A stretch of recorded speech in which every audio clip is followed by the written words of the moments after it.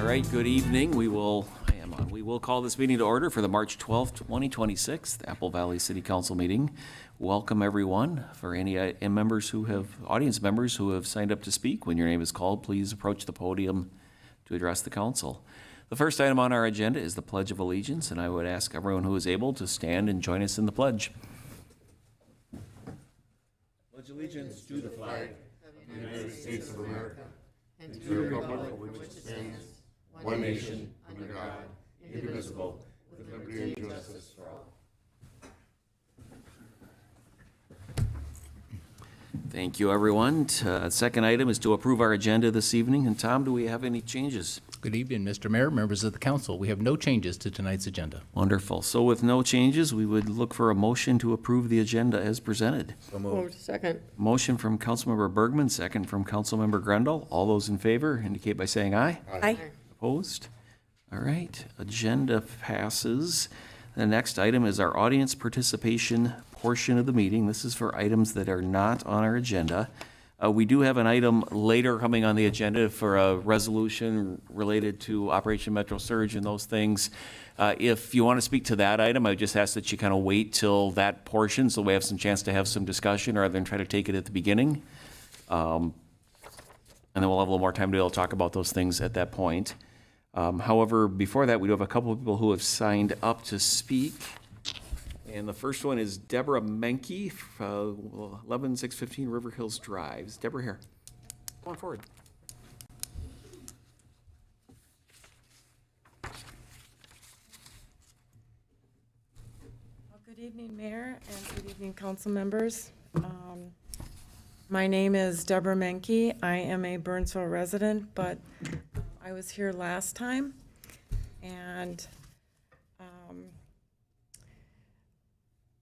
I don't feel like things got resolved, but so here we are again.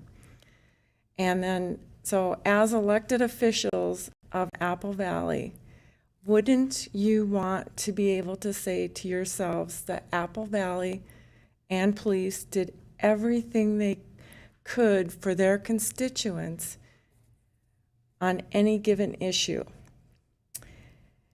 And from the look of it, I see... Can I pause you for a sec? Is this related to immigration enforcement? No, actually, this Okay.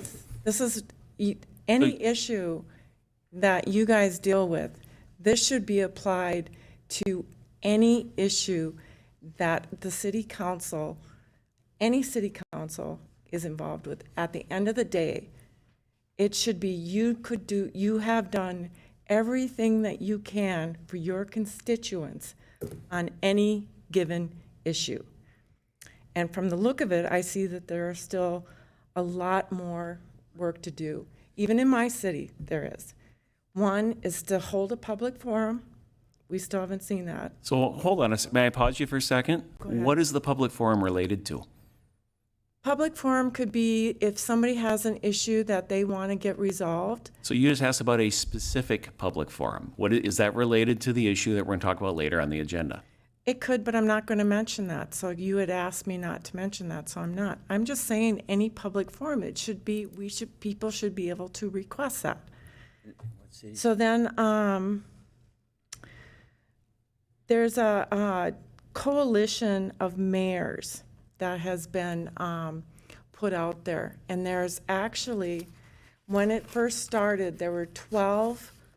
So if you're talking about that coalition, which is related to the issue we're going to talk to later, I will address that when we get to that issue. Well, the coalition doesn't just necessarily deal with. That issue has one purpose right now. I'm very familiar with it. Oh, okay. Well, that's not what I was hearing from the other ones. So I guess if you want to talk about that later, that's fine. That was my suggestion, that that the cities get involved in the coalition, because there's also allied cities. So that was really I thought it was a great idea. It doesn't necessarily deal with just that. From when I was talking with Caleb Drake, that was not the only issue that is on hand that they're trying to resolve. So we have that coalition. I know many of the mayors. I've talked to many of them on there, right, before and after. So I'll just talk about it now, since you're insistent on talking about this at the moment. That coalition was put together well-intentioned. That coalition, to join the coalition, came with a financial ask of cities, and not an insignificant one and an ongoing one. And it is another lobbying organization that has been formed. So they're asking for north of $5,000 from every city to join that is going to a lobbying organization that organizes this right now.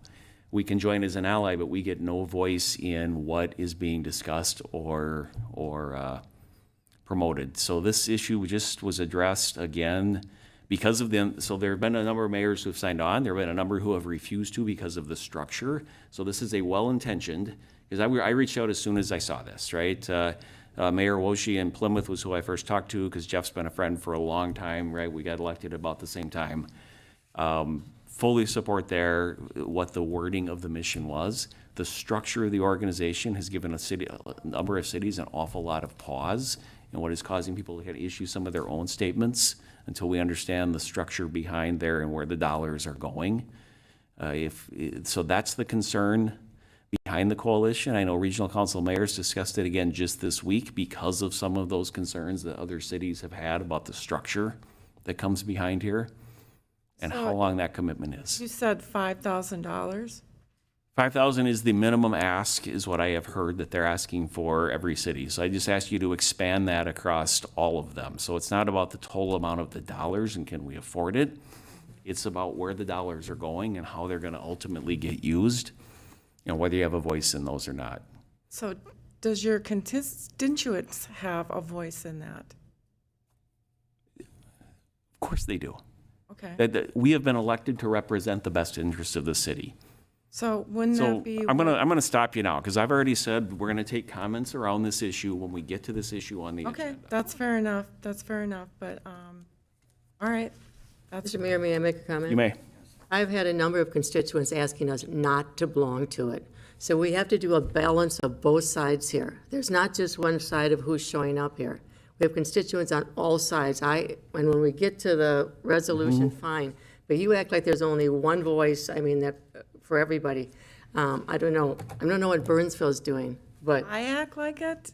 Please don't talk to me down like that because you said constituents, you went through everything you can do for your constituents. Our constituents have different points of view.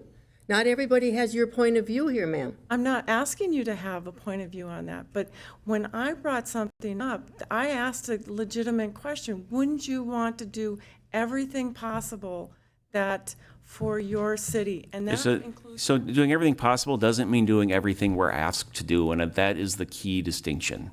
So people can ask for a lot of things, and we want to listen and consider those. Okay. But that doesn't mean that we can do everything we're asked. Right? We have a role in local government, and we have things that we legally can and cannot do, things that maybe we should or shouldn't do. And this whole issue has certainly introduced more of those conversations. All right. So when we get to talk about this resolution, will we be able to speak up on this? Because I'm not going to speak when you said not to.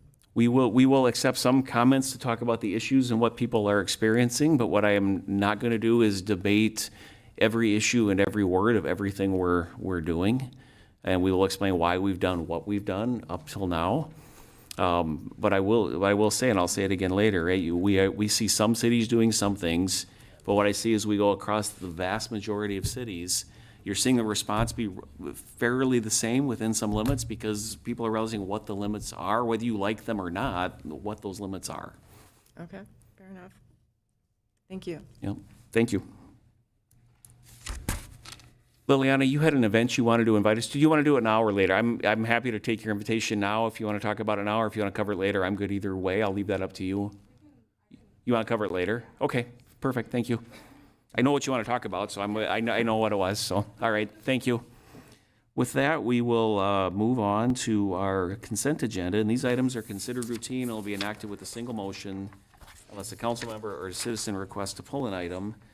Council members, any items you'd like to pull from consent? All right, citizens, any items to pull?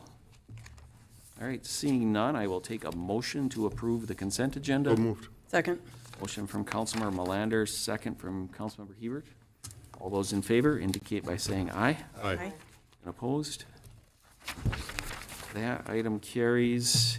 We'll move on to our regular agenda. We're going to start with the resolution. We got this on first so that people didn't have to stick around for all the rest of the things. We're going to talk about it. I'm going to do a couple things. We're going to ask Tom to talk about the agenda. We'll talk a little bit how we got there. We can take some action on the agenda and invite people forward to take some comments kind of from there. So I think that will work to give everybody a chance this evening. So, Tom, why don't you walk us through the agenda? We already did that part. How about the resolution and kind of how we got here? Happy to do so, Mayor. Thank you so much for the opportunity. What you have before you tonight is a prepared resolution that will help us address and identify some concerns that we have certainly lived through the month of January and February. We as a community have been impacted by Operation Metro Surge, perhaps not as much as the city of Minneapolis, but suburban communities also felt impacts, and Apple Valley was part of that. Our police department worked extremely hard during that period of time to help maintain order in the community and try to get us through that particular process. What we have tonight is a resolution that's been prepared, and I'm happy to go through the terms of the resolution. It reiterates a lot of the comments that our mayor had already issued public statements into the community. Sent a letter to President Trump and members of the federal delegation addressing our concerns and the impact that Operation Metro Surge was having on our community. A follow-up statement made by the mayor once it was clear that the operation was going to be winding down. That was helpful. We know that there are certainly still agents in the Twin Cities, in Minneapolis, in the suburbs, and the rest of the state, but certainly a lot less than what had been here at one time. We also call in the resolution for some action through our Minnesota legislature. I'll review that as I read through the resolution, and also address probably the overriding issue that has really caused this, is the lack of action on federal immigration reform that has been pending and not making any progress for a couple of decades now, probably. So we do have some asks that we have in the resolution, and we'll certainly be distributing the resolution, if passed, to the appropriate parties.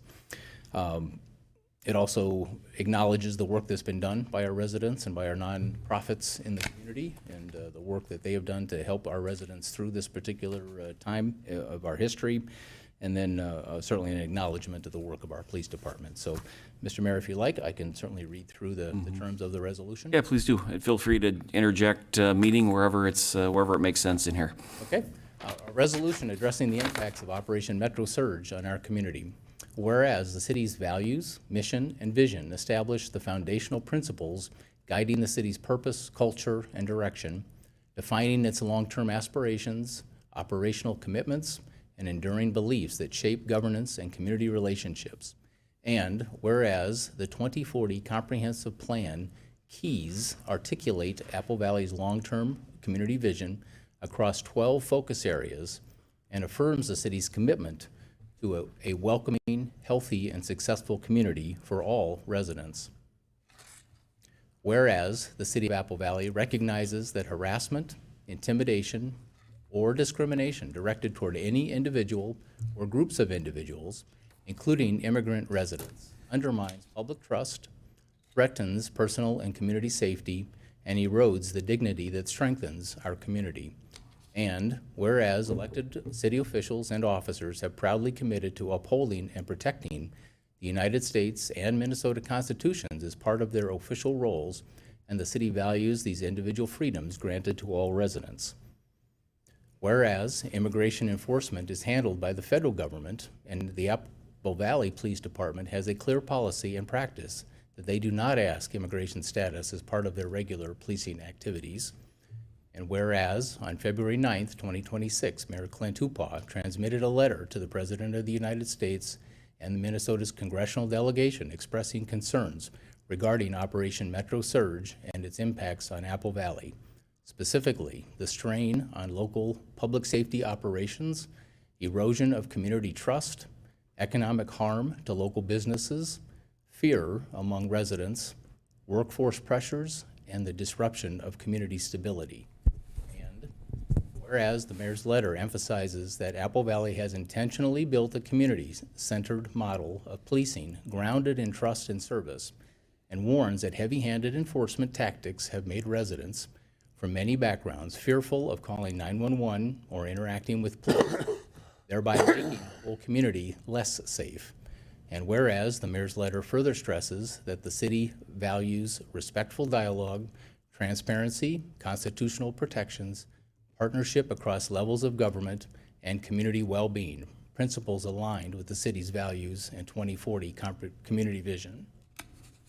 Now therefore be it resolved that the City Council of the City of Apple Valley denounces any infringement on civil liberties by any agency or individual based on immigration status, race, ethnicity, religion, or national origin, affirms that all residents are entitled to dignity, respect, and full protection of their constitutional rights, including freedom of movement, freedom of expression, and freedom from unreasonable searches and seizures consistent with the constitutions of the United States and Minnesota.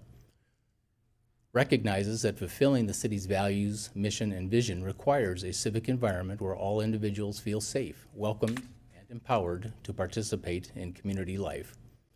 Asserts that the goals established in the 2040 Comprehensive Plan keys, including safety, inclusivity, sustainability, accessibility, strong neighborhoods, and business vitality, cannot be achieved without active respect for the civil liberties of every Apple Valley resident.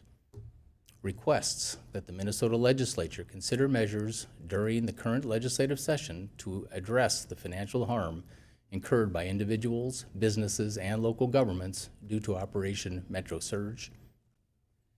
Requests that the United States Congress address immigration reform and enforcement in a manner that is consistent with constitutional protections and focused on the safety of all residents. Thank its local residents for continuing to care for their neighbors and encourages continued support for community nonprofit organizations assisting those impacted as a result of Operation Metro Surge. And lastly, expresses its deep appreciation for the members of the Apple Valley Police Department for their continued commitment to protect our community and improve the quality of life for our residents through their dedicated service, education, and enforcement. Adopted this 12th day of March. Thanks.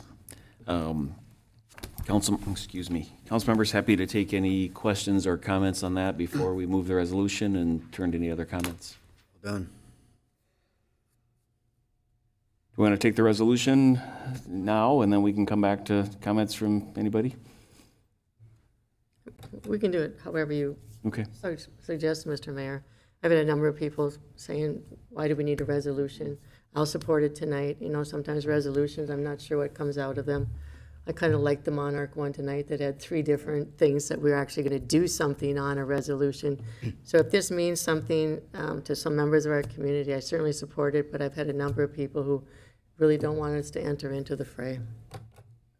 Yeah, I think as I think about the resolution, and I'll go back through kind of my comments overall in a bit, but we really wanted a place that we could summarize the communications we've put out, what we've put on the website, statements we've made in kind of multiple formats, just to get them into one place, maybe make that easier for people to grasp and see. This breaks no new ground tonight. I think most people would acknowledge that. We aren't saying anything we haven't said somewhere else, but simply trying to get it into a place that is maybe just a little easier to digest and to absorb. As you put things out there, as things move fast, right, you get them in the best place you can get them and do the best you can do with them sometimes. And that means that it makes sense to me. I know where it is on the website, but sometimes it's hard to find. And so some of that is really the reason we wanted to pull together a little more cohesive place to drop some of these statements. I will fully admit, and I said this 2 months ago, right, the learnings from this are really,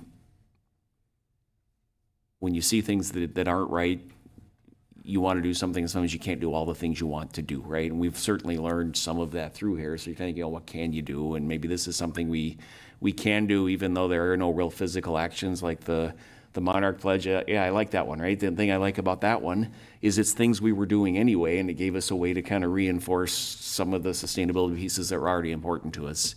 Sometimes we can do that. Sometimes we just have to stick with words, which are less effective.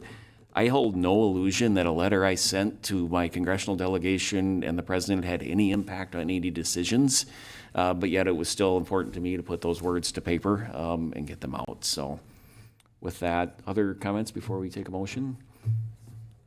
I would just like to add that I do think that it's important that we have a resolution. I think that this is affirming our values as a city, as a community, some of the actions that we already do with our policing and our relationships. So I do think that this does affirm who we are and what we believe. I don't think any of it is new or different, but I think it's important to, again, state who we are and how we value our community and working with them together, especially in challenges as they arise now and into the future. Yeah.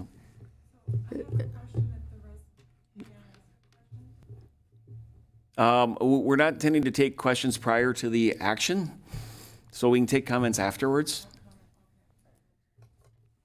I would just like to make a few comments Yeah, on it please more do. general. I mean, you said that, you've sent a letter to the president and to our senators. I sent an email to our U.S. Senator Klobuchar. I think I got back a normal letter that's sent to everybody. And it was kind of, I think it went, in my opinion, probably went nowhere, asking for immigration reform.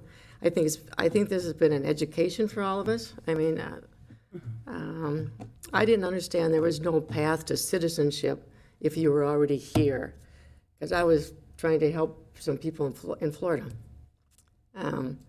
So what we need is a path for people Yes. who are here, who are contributing, who are non-criminals, and that's what we need. We need something much larger, I'm sorry, than a resolution in front of us. This should have been addressed years ago. I mean, I know of a family who wants to adopt their son out, so if they have to go back to their home country, that he can stay as a citizen in this country. I mean, people are going to that length to do this.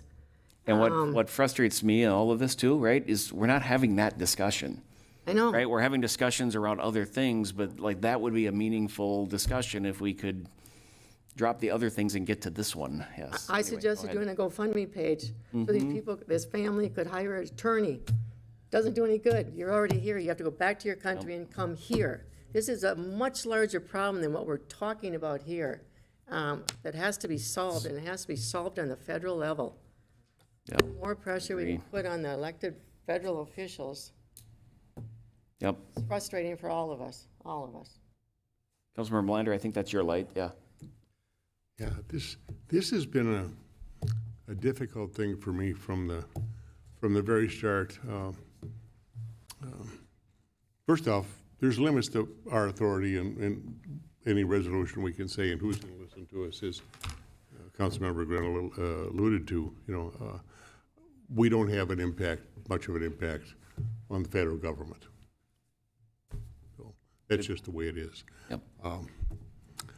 I vividly remember pictures of the non-border and streams of folks and the parades through Mexico. I mean, who knows how many people, but all came in without any kind of screening or review.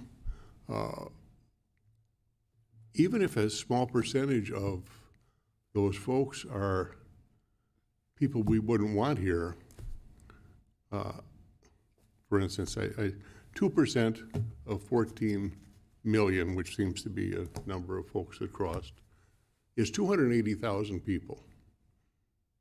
And 280,000 bad guys, we don't need any more bad guys. I think the intent of ICE was to find the bad guys and get rid of them. It's a noble intent. It wasn't implemented well, it seems like. But in terms of the intention of finding the chaff among the wheat is important. You can't have a country without any kind of screening of citizens. I own property in Canada.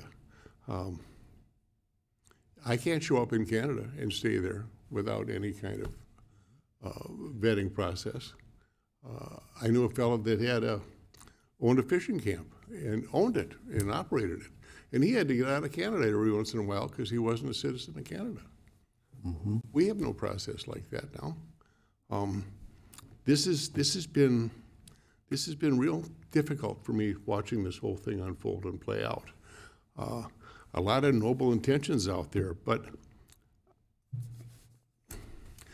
I have trouble with saying just because you cross the border, you're automatically a citizen. Somebody said the other day, they're immigrant Americans. Well, just because you cross the border doesn't mean you're an American. I go into Canada, I'm not a Canadian citizen. It's difficult, and I have never been a fan of symbolic actions. You know, if I can't do anything that actually has an impact, you know, burning a draft card, for instance, you know, do they care? They don't care. If I can do something meaningful, I want to do something meaningful. But if I'm just posturing, I don't do that. So, Thanks, my Tom. difficulty with this whole thing is we're saying this various things. A lot of it's in the Constitution. That's America. That's, you know, and we're all behind that. Yep. Thanks, Tom. Yeah. Councilor Garland, do you have something to add to that one? Nice. Yes. Yep. When you're talking about posturing, I just want to say, I talked to a city that passed the resolution that ICE couldn't be on parks and city property, and so I asked them about it, and the response was, we have no intent of enforcing it. And so when we're talking about posturing, we can do all this, and we could have passed resolutions that you can't be in our parks and whatever. And this week, the Supreme Court came out with, they denied a request to issue orders against federal agents conducting operations in state courthouses. So we can pass all the resolutions, and then the Supreme Court comes out and says, no, you can't do that at courthouses. And so I assume that's all sensitive areas. I assume schools, I assume everything would fit into this. So we could have passed a resolution saying you can't go here, you can't go there, and then the Supreme Court comes out and says, no, that's illegal. And then I talked to, like I say, another city council member. We weren't intending to enforce that. So I'm like, well, then why did you do it? I mean, I don't want to posture. No, you I put- want to have meaningful actions of what we're doing. Yep. Anyway, I support the resolution. Do we have a motion or other comments? And we can certainly take comments after a motion, too. I'll make a motion. All right. Do we have a second? Second it. We have a motion from Councilmember Hebert, a second from Councilmember Grendall. Any other comments before we call for a vote from the council? Lisa, go ahead. You were up. Yeah, I just, this is not normal. This is, let's just acknowledge Fair this statement. is not normal. This is unusual. And, while I appreciate the guys was to get the bad guys out of here, in talking to our residents, I mean, it's people with temporary protected status, people with green cards, people who are legally going through the process, U.S. residents, Indigenous people, all of them are, it's affecting more than just the bad guys. And so I want to make sure that we're acknowledging that, as well as the fact that in the process, there has been in my opinion, extremely obvious violations of our constitutional rights. First, second, fourth. And this is what's concerning. And it's happening to our residents, it's happening to our neighbors. And I also just want to say I really appreciate our neighbors who have stepped forward and gotten involved in civil ways. And, there's a lot of people who have been doing patrolling and the bus stops. And this, I'm proud of Minnesota in a way that we have come together and shown the world how we can come together and support our community when something not normal and unusual is happening in our community. So I just want to be really clear that, yes, this resolution may be symbolic and it may not do more than say who we are and what we value in this community, which I think is extremely important. Thank you. There are times for symbolic and there are times for action, right? So, agree. Yep. All right, we have a motion and a second. And Christine, I hope you got who did those because I have now forgotten. Thank you. All those in favor of the motion for the resolution indicate by saying aye. Aye. And opposed? That carries. I'll just add a couple comments and apologies for repeating things I've said over the past few weeks, but I'll go back to some of my first comments on this. And Tom, if you want to stay, you don't have to stay. You don't have to, I don't make you stay on the whole meeting. Way back when I came into the day, one of the first conversations we had around this, though, right, I am more and more so, and call me old or whatever, skeptical of what I see online and can't validate myself. And so, not to mention some of the stories were just hard to believe, right? Say, you know, we all took oaths to uphold the Constitution, and I feel like we know how to do that in our day-to-day actions when we sit here.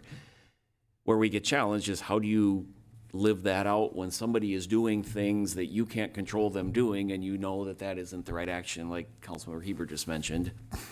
And yet, since I'm skeptical because social media is a great platform to stir up things, but it's the only platform I've seen that seems to almost solely profit, right, on stirring up hate and discourse where it might not otherwise exist. It's also a great way to keep track of my nieces that I don't see otherwise, so there's maybe some good in there too. I feel like our responsibility is when I'm not sure if I know what I'm seeing is to go figure out what it is I'm seeing and ask people. And so early on, I reached out to a few folks and said, please connect me with people I don't run into daily, right? And I heard some stories. And I believe the stories, right? And yeah, people can look at me in the face and lie, but when the adrenaline is still so real that they're shaking from an event that happened 2 weeks ago and reliving it, that's a hard emotion for somebody to make up on the spot. And so you kind of validate those stories, right? And I will tell you that every one of these folks voluntarily offered to me their legal status to be here. Right? I didn't ask, but they felt it was important to know. Not one of them also wanted to come share stories here, right? For all the reasons you might imagine. Do you want to relive that publicly on camera? Do you want to take the risk? Those kind of things. So I know them to be true. I've also encountered people, though, especially the last month or so, when I ask where that story came from, it's something they read or heard from somebody else. And so we are seeing things that are getting repeated on both sides that I'm questioning validity of. And I'm just asking some pause for everybody as we talk about these things to understand your stories, understand the sources, make sure we're talking about real things. On the positive, the conversation that Councilmember Grendall and I kind of had up here is one that has been had, I don't know how many times. When I'm seeing people set aside long-term political sides to talk about how we actually get to this and talk about the things that they're seeing aren't the right things, and that's encouraging. It's terrible we had to get to this point to get there, but to see some of those comments and people willing to talk about the issues behind the issues has been a good thing. So I appreciate seeing those kind of as well. So that's my thought. I won't rehash all the things I've said. I think I've said them enough. Most of you have heard them. We talked a little bit about the coalition. I said I was all on board with that when I first saw it. Looked like a good idea. I talked to a bunch of people. The more we learned, the more there was still some discomfort amongst many cities around the organizational structure and the governance and where this goes from here, along, and not just the financial cost. I'm hoping some of that gets sorted out or it gets picked up by some of our other lobbying organizations so that can become part of what we're part of that. Many of the comments, ironically, I was working on that letter the same time that came out. They mirrored those comments and well, so I think the comments are good. I think we support what were in the comments. It's the organization behind it that's been a struggle to get behind and understand. Councilmember Groundall talked about ordinance and local ordinance with no intention to enforce. Pardon me. One of our responsibilities becomes we gotta have to, a couple things, right? An ordinance I can't enforce potentially creates some safety issues that are unintended and some false sense of security out there.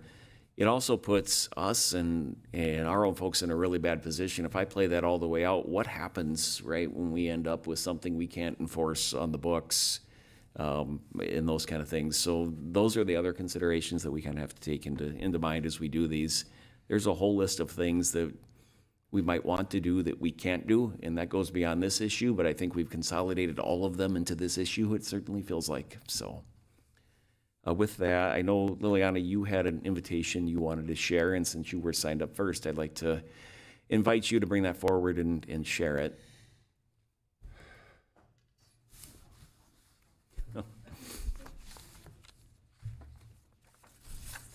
Hello. Evening Thanks again, for yeah. giving me this opportunity to come up here. I just wanted to come and extend an invitation from residents here in Apple Valley who believe that when community goes through a difficult moment, one of the most important things that we can do is to come together, listen to each other, and begin that work of healing. So as you all are well aware, over the past several months, many people in our city has been experienced a great deal of uncertainty and stress related to the federal immigration enforcement activity in our area. Regardless of where people are standing on policy, it has been a difficult and emotional time for many families, businesses, students, a lot of people in our community. As neighbors, many of us have been here supporting one another and continuing to look for ways to help our community move forward and start to heal. Out of these conversations, residents have come together to organize a community healing event called Coming Together After ICE. Here to invite you all to that. That event will take place on Monday, April 13th at Falcon Ridge Middle School with community connection and resource tables beginning at 6 o'clock with official programming starting at 6:30. The evening will include neighbors sharing personal experiences, a panel conversation about how our schools, businesses, housing, stability, rent, and overall community well-being have been affected, and guidance from licensed therapists about recognizing stress and trauma responses and how to support families and children during times of uncertainty. This event is being coordinated by Apple Valley residents who care deeply about the city and the people who live here. Many of us believe that moments like this are opportunities for communities to come together, to listen to one another, and offer support. So today I am here to extend that invitation to each and every one of you, from the mayor to the council members, the police chiefs, the fire chiefs, city staff, fellow residents, to come join us if you are able. I'm of the belief when community members and city leadership can be present in the same place, listening and learning from each other, it will really strengthen the sense that we are all part of that same community and reinforce what many of us value about Apple Valley, that we care for one another. So thank you for giving me that opportunity to invite you. Time is it, though? It will start at 6 o'clock. And I think you've said, or we've got something we can make sure everybody gets a copy, right? So you don't have to try to jot all the notes down kind of thing. I just want to say thank you for coming tonight. Thank you for coming previously and sticking around. This is one forum, but the value in the face-to-face conversation, get to know you a little better. Not that we didn't know each other before, but get to know you a little better. I just appreciate, I know you got kids who are trying to get to bed and all those kind of things, and so giving up the time and just coming and chatting and being willing to hang out till 9:30, and right, some of those were emotional, and I get it, and but thank you, because it's harder to do our job, right, without that input in there. And we certainly didn't agree on everything, but we had conversations about it, which is kind of how we get to how we should be able to do this stuff. And so thank you for doing that and being respectful and doing it. It means a lot to me, and I appreciate it. Yeah, thanks for having conversation. I appreciate it. Thank you. Anyone else?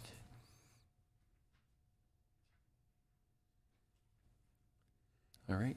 Councilman Grendel. I just want to, so I had lunch last week with a self-identified Democrat from Apple Valley, who actually, who actually, we all know. Anyway, he said that Senator James Langford from Oklahoma had a bipartisan bill in 2024 that was ready to go to the floor to vote on, and I don't know if politics came into play, but if there's something there that we can start saying we support, would be good. No, I think those might fit the symbolic category, but that might be another time when that's okay, right? If we can start to get some voices behind those things that make sense, yeah. I think though with the National League of Cities, I think sometimes we can have a unified voice. That's a good point, right? Your involvement there on the board is, you're right. I think that's where you can bring those voices together that might not, there's plenty of disagreement on that NLC board about many issues, but I think this is one you probably could get most people behind in some way.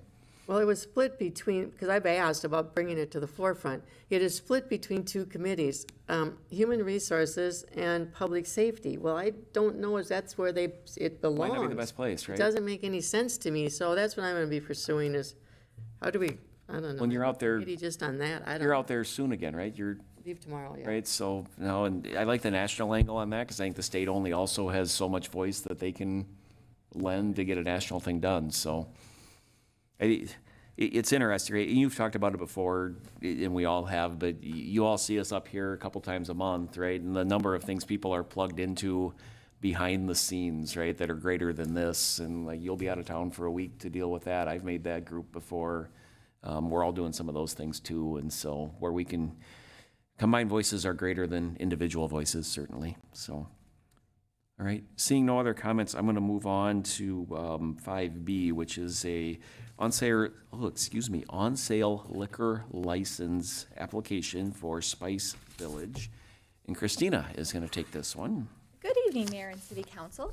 Well, just about a year ago, I was before you for a public hearing for an on-sale beer and wine license for Spice Village, located over in the Times Square complex. And Spice Village has shared with us that they're doing very well, and they would like to move from the beer and wine to a full on-sale liquor license. So what you have before you here tonight is consideration of that license application. Staff did not identify any concerns with it. I would also like to point out that Spice Village is the first business that is benefiting from the ordinance amendment council passed 2 weeks ago that removed the requirement for a CUP for an on-sale liquor. So at the time, Spice Village didn't need it for beer and wine, but if we hadn't had that ordinance amendment, they would have had to go through a CUP process to move up to full liquor. So we're already seeing the benefits of that action that council took. So with that, we're asking council to hold that public hearing and then consider adopting that resolution approving that liquor license. Okay, we'll go ahead and open the public hearing. Is there anyone who would like to speak to this liquor license application? Anyone who would like to speak? All right, one final opportunity.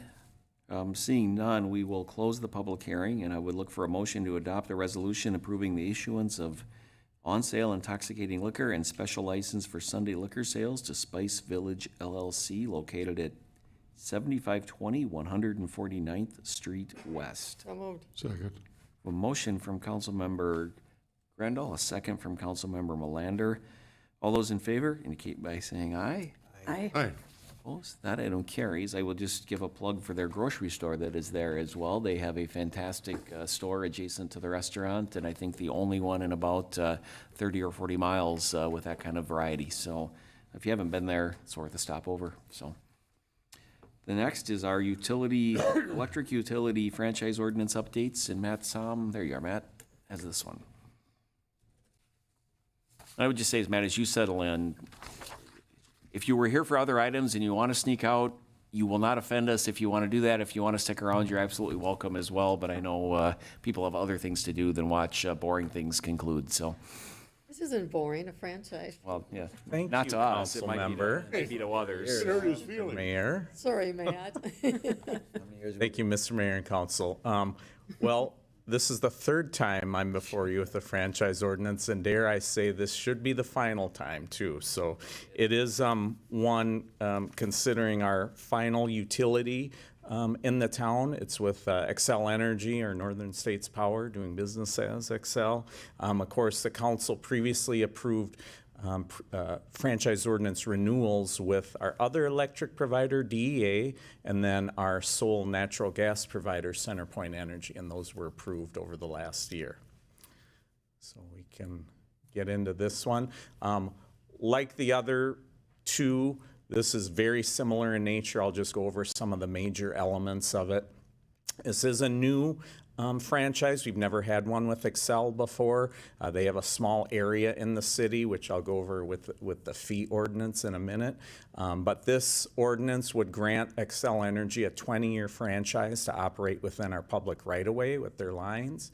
It provides them 60 days after council approval and publishing for them to sign it. It does require that they restore work that they do in the right-of-way according to state rules and city regulations. It would allow them to trim any trees and shrubs that may interfere with their facilities. That's typically the overhead facility, power lines, if you will, within the public right-of-way. In order to do that, they do have to provide advance written notice, though, to neighbors. And then it does reference a franchise fee, which I'll go over here in a minute, to be set by a separate ordinance. So with that, we are recommending that council consider passing the ordinance tonight, amending Chapter 119 of City Code entitled Electricity Franchise, adding Section 119.15 regarding an electric franchise with Northern States Power, doing business as Xcel Energy, and we do recommend waiving second reading. I'd be happy to Matt, take questions. Any questions for Matt? And if not, we'd entertain a motion. I'll move it with waiving the second reading. All right, do we have a second? Do we have a motion from Councilmember Grendel, a second from Councilmember Bergman? All those in favor indicate by saying aye. Aye. And opposed? That item carries. And Matt, you want to take us on to D? Yes, as soon as Tim can get it up there for me.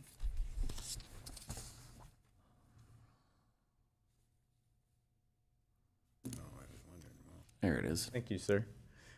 So again, this is the franchise fee now ordinance to consider with Xcel Energy. And this is their territory map. Again, I said Xcel has a smaller portion of the city versus DEA. This is basically in the center of the city, so it's just north of County Road 42, just west of Pilot Knob Road, just east of Flagstaff. And then their territory extends just a little north of 147th. So this is kind of our industrial area. Some of the major businesses and providers there are Magellan's Tank Farm, the new Menards store, the new PepsiCo Frito-Lay distribution center, and then Uponor. So that's the area of town we're talking. So we did work with Xcel Energy to come up with this franchise fee as we did with the other two providers. So again, this is a new one. We've had no previous franchise fee with Xcel. Like with the other two providers, the fee for residential properties would be 3% of revenues per month. For commercial industrial, likewise, it would be 3% of revenues per month, except for the largest commercial accounts. And they told us there's privacy rules, but they said there's approximately 15 of those. So those properties would have a flat rate of $75 per month.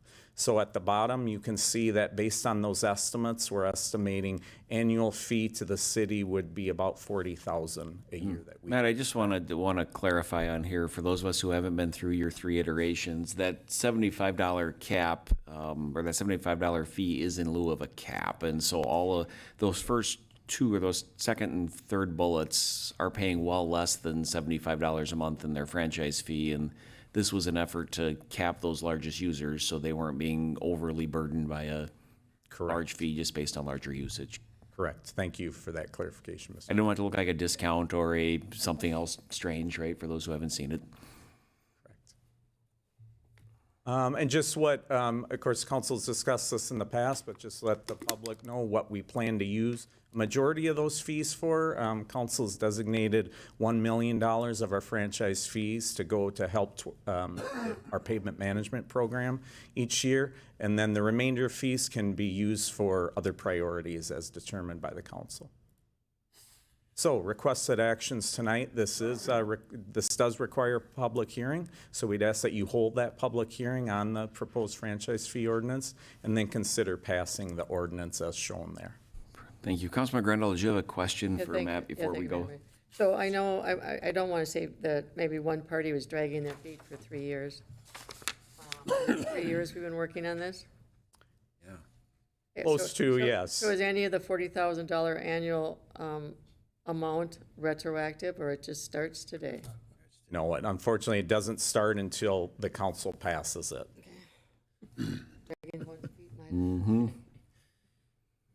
All right, so with that, we will go ahead and hold our public hearing on the electric utility franchise fee ordinance. Anyone who would like to speak to this public hearing? Anyone who would like to speak to the public hearing on the franchise fee ordinance? One final opportunity. All right, seeing none, we will close the public hearing on this item, and I would look for a motion to pass the ordinance. Motion from Councilmember Grendel, second from Councilmember Hebert. I would just like to clarify, does that include waiving the second reading? Yes, it does. We're both good with that one? All right, thank you.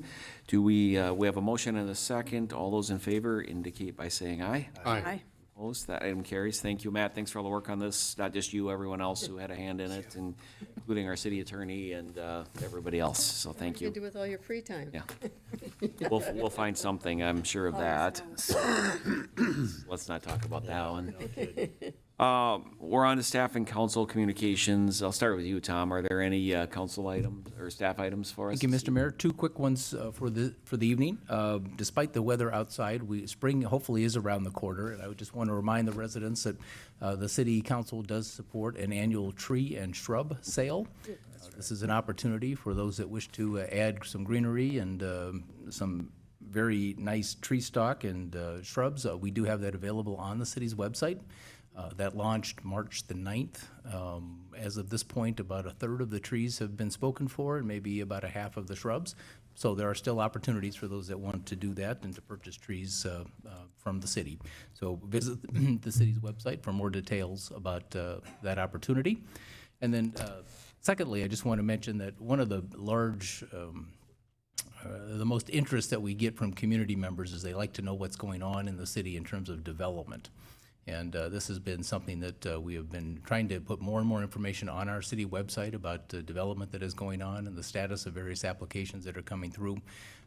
Tim Benetti, our Community Development Director, and his staff, they prepare a community development newsletter that is now available on the city's website. Nice. So if you would like to learn more about what might be happening on a particular corner of the community that you see something happening, please check out the city's website under Community Development, and it's called the Community Development Newsletter.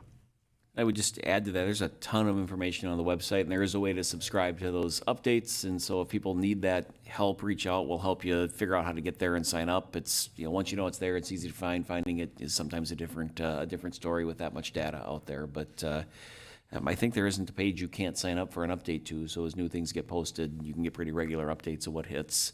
You just have to like all the emails telling you have new things to go read. You mentioned spring coming, which reminded me April 11th is the Apple Valley Chamber's annual Home and Garden Show, I think hosted at Eastview again this year, and runs, about 9 to 3, 9 to 2, somewhere in that ballpark, but always a good chance to get out and meet some vendors and do those kind of things as you're thinking about those spring home projects. So, council, any other items this evening? I just want to point out in the police bulletin, which I read all the time, it's spring, summer, people are ringing our doorbells as solicitors all the time. Thank you. I think it's really important to just reinforce that it's door-to-door for profit. Solicitors and peddlers are required to apply for a permit, which is then approved by the city after a background check is done on each applicant. They must carry a copy of the permit with them and show it at the request of any citizen. If the solicitor cannot produce a permit, notify the Apple Valley Police by calling 911. Nonprofit organizations are not required to apply for a permit, so I'm not sure if you asked that up front, but we all have ring doorbells and we see somebody at the door we don't know. Oftentimes we don't answer it anyway, but I just wanted to reinforce that they have to be registered with the city and with a background check, so you don't have to open up your door to everybody who's out ringing it. And that's not company, those are individual licenses. So if somebody says, my company has a permit, they've told you a non-truth, we'll say kindly, and they don't actually have one. Christina, is that list of approved licenses still on the city website? Mayor and City Council, it is on the website, and we do try to update it as frequently as possible. But just to give you an example, in the last week, we've received 13 applications that we're currently processing. So it might not be completely now up is to the date. season, yes. Perfect. Now, thanks for that reminder, and just, it's okay to ask, right? And they are supposed to abide by the no soliciting signs. If you have one, they're not supposed to be soliciting. I'll just leave it at that, so. I know I was out ringing doorbells once and somebody said, can't you see that when I was campaigning, can't you see no solicitors? I'm like, okay. Oops, yep. And nonprofits and political candidates are also exempt. They don't have to, we can't actually require political candidates to come get licensed, correct? That is correct, Mayor. So I left quickly, I don't. yes, I think most of us would try to respect the sign, but not everybody will do that, so. Council members, any other items? If not, we'll move on to our calendar. Our next regular city council meeting is Thursday, March 26th, 7 p.m. Do we have a motion to approve the calendar of upcoming events? So moved. Second. Motion from Councilmember Grendall, second from Councilmember Bergman. All those in favor indicate by saying aye. Aye. Opposed? And how about a motion to adjourn? So moved. Second. Motion from Councilmember Hebert, second from Councilmember Grendall. All those in favor indicate by saying aye. Aye. Adjourned. Thank you, everyone.